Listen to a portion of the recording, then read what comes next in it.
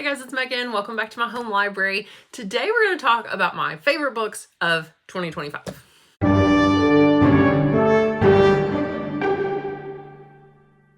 I have them written down. I have a pencil to cross them off as I talk about them. And I have my caffeine of the video, which I've already had a little bit of an Alani too. But this is the Sparkling Iced Caffeine Blue Raspberry. I love blue raspberry.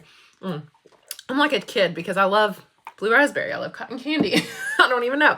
Okay, so let's start with maybe the least good to the best. I don't even know how many are on here because some are in a series. So I don't know if you count the series separately or kind of all together. I am going to shockingly start with Bride.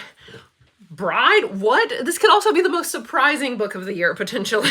I thought I would DNF this one for sure because this is a vampire werewolf romance. Yeah. And I had no intentions of ever reading this book because that does not sound like anything I would want. It's like a weird Twilight knockoff. I was like, I'm not going to read this. But then I heard, I can't remember, somebody talking about it, and they were talking about how the writing quality was really good. And I was like, you know what? Okay, fine. I'll give it a chance. It was the writing quality for me. Like, it was funny, and it's kind of my style. Like, I have written some stories in the past, and one of the stories I wrote with the main character has a very similar tone to this main character. It's almost like a, not exactly, but like a female Harry Dresden, like from the Jim Butcher books, that she's funny and quirky and witty, and I don't know, I think I'll read more Allie Hazelwood just because I really like the writing style, and the plot was much better than I anticipated.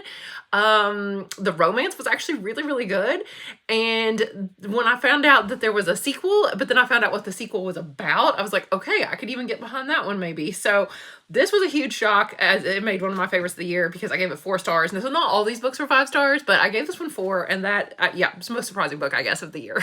Next is a little novella, or short, I guess it's more like a short story, actually. It was really short, so I'm going to say short story. It's The Law by Jim Butcher, which is book 17.5 in the Dresden Files series. Let's see, it's after 17. Yeah, it's after Battleground, which my copy is upstairs because I'm getting ready to kind of skim through it again before the new one comes out. But this is book 17, and I did not like 16 and 17. We all know that story. I'm not going to tell you all that again. But 16 and 17 were such a letdown that I was scared to read this story. But I was like, okay, it's just a short story. I'll give it a shot. It was so good. It definitely follows, like, what's going on kind of a little bit in Harry's life after this, but it's just, after the crazy events of book 17, but honestly, it's just kind of a separate little fun story. And I kind of like that for something different. And now I feel like I am a little more excited to read book 18 that comes out literally in January, which is probably when this is being posted, this month, and not in just a couple weeks. So this has renewed my interest in Jim Butcher, and honestly, I'm probably not going to go back and look at too much of books about 16 and 17 again before I read 18, because now I'm gonna feel like those don't even really exist. Okay, the next favorite of the year was a reread. There are some rereads on here. I don't know if this is very fair, but I'm gonna put House of Hollow on here as a favorite of the year because this one got better. That's why I had to include it on this list, because I'm sure it's been on like a favorites kind of list before. I read this 3 years ago. Did I put it down here? I can't remember, but I'm pretty sure it's been like 3 years since I read this book. And I've thought about it for 3 years. So the fact that I only gave it 4 stars the first time is shocking. I'm going to say, did I give it 5? Or did I give it 4.5? 5. I gave it 5. It's a 5-star now. This is a 5-star read now. So I guess it should be actually at the top of the list and not where I'm sticking it in this video.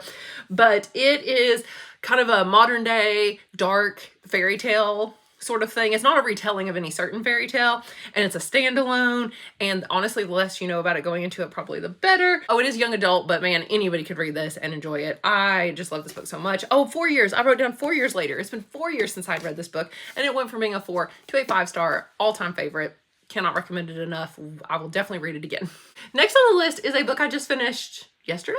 Yeah, I would not say it's an all-time favorite, but compared to some of the other books I read this year, it was one of the best, and it is Of Monsters and Mainframes.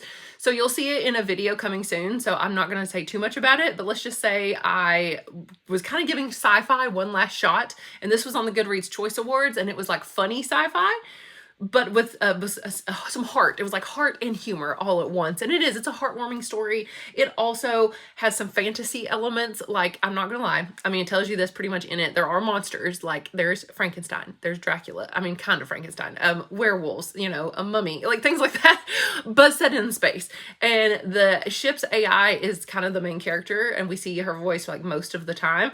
And she's funny and kind of quirky, even though she's an AI. And so I don't know, I absolutely loved it. It was really, really fun. I see why it's in the Goodreads Choice Awards for sci-fi. And I'm glad I read it. And it has made me realize that, yes, I could read some sci-fi. If it's not maybe like super hard sci-fi. Next is going to be a manga series. What? I don't read manga. How is this on here? Spy Family. Kids at school love this series. I did read this for school. Oh, somebody asked me, by the way, somebody asked me a question in one of the comments about how much do I read for school and how much do I read for myself? And the answer is I mostly read everything for myself. I think I read maybe 3 books or something for school this year, but they were all ones that I wanted to read. Or maybe 4. I can't remember. I think I definitely DNF'd some of them. But I do pick ones that I actually want to read. It's not like I'm reading them because I have to for school. I think I read 1 because I had to for school, but that's pretty much it. I read what I want to read. Yeah, that's the answer. So this one, Spy Family is so much fun. It's wacky, obviously. I mean, it's like the main girl is a telepath, the little girl, and she has been adopted by this guy, and he's, I guess, really the main character, and he is a spy, and then he winds up having to have a fake marriage to a lady who is an assassin, and she doesn't know that he's a spy. He doesn't know that she's an assassin. None of them know that the little girl is a telepath, and the telepath girl knows that both her parents are spies and assassins.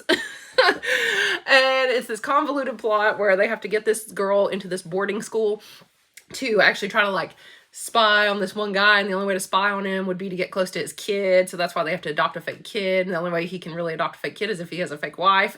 So it's just hijinks ensue, and it's a lot of just irony where like you know something and the characters don't, and you're just like, oh, are they going to find out this, or what's going to happen here? Like, it's just you knowing stuff that they don't that is really the crux of the entire story, and I loved it. And I think I read like 3 or 4 volumes of it, and I really need to continue because we have several in the library at school, and like I said, the kids at school all love it. Next, and I'm definitely not recording this after the fact because I forgot these and had to come back and add this in, the Nevermore series by Jessica Townsend. The first one's Trials of Morgan Crow. The second one is Wondersmith, The Calling of Morgan Crow.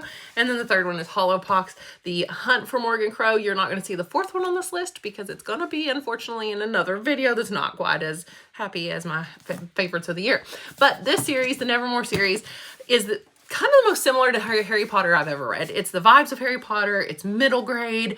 It's whimsical. It's fun. The writing is so good. I've even said before, I almost think the writing style itself, the prose is better possibly than in Harry Potter. But I will say that on a reread, because this is a reread for me, I was preparing to read the new 4th book because it's been years since these came out. I think I read them all in 2020. Like, this came out in 2020 right around pandemic times, and it's literally about a pandemic. It's like a virus that infects these creatures, and the way people react to it is like the same thing that happened during COVID. And it was like, she almost foresaw what was going to happen because she wrote it before COVID, and it came out right during the pandemic times. It was wild. But especially these first 2, I really, really enjoyed reading them again. I will say, I don't think I enjoyed them as much the second time as I did reading them the first time. I don't know what the difference was. And I don't really remember, I didn't remember where the plot was going. It wasn't because I was like spoiled or anything. Honestly, I didn't remember where the plot was going. And I was like, yeah, it's still fun and whimsical, but maybe instead of giving them 4.5 stars, I'm going to go down to 4 stars. But especially compared to other things I've read this year, these were still phenomenal. Okay, next I'm going with a series, but only books. There's 5 books in this series right now, and I'm going with books 2, 3, and 4. And that is the Magnolia Parks Daisy Hates series by Jessa Hastings.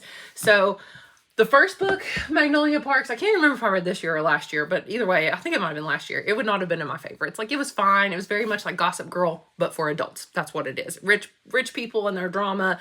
Will they, won't they, kind of lovers that are fated to be together and they keep messing up and stuff like that.